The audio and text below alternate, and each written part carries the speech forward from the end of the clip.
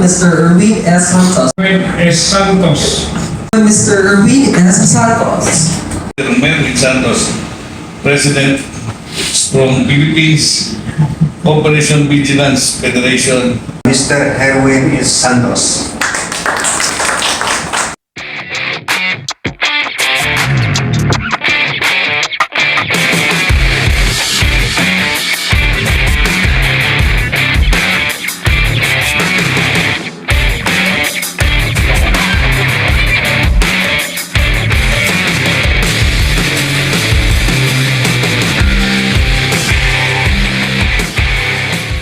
Mr. Erwin S. Santos. Sir?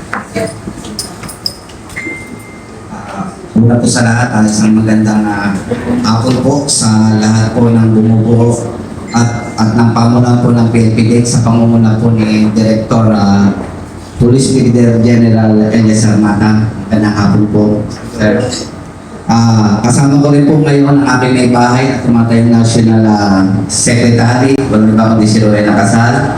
At ang aming National Admin, walang iba kundi si Samson Seth Kagalingan. At ang aming dalawang Board of Directors, walang iba kundi si Pangulo Arturo Alvarado at Pangulo Isagani Anyonedo. Ang Strong Philippines ay nagpapasalamat sa ibinigay na tiwala at oportunidad at pagkakataon na maging kabahagi ng PNP sa kanilang advokasya. Ang magsugpo, ang paglaganap ng ipinagbabawal na gamot. Kami po ay mahigit 30 different organization na nakakapaloob dito sa Strong Philippines Cooperation for Vigilance Federation.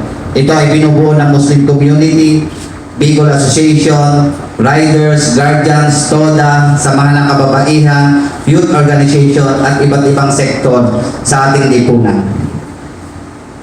Ang Strong Philippines ay magiging katuwang ninyo sa lahat ng aktibidades patungkol sa usaping pagsugpo sa ipinagbabawal na gamot. Sa anumang patawag o koordinasyon ay makakaasa po kayo na lagi po kaming handang tumugon sa PNP Day. Makiilang ulit na kami nalagay sa isang sitwasyon patungkol sa mga usaping ipinagbabawal na gamot. At hindi namin alam kung saan kami tatakbo.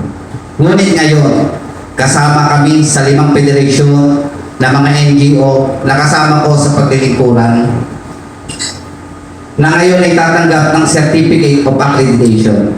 Kami ay nagkaroon ng lakas ng loob na mas lalo namin paigtingin ang pagtulong sa aming kapulisan.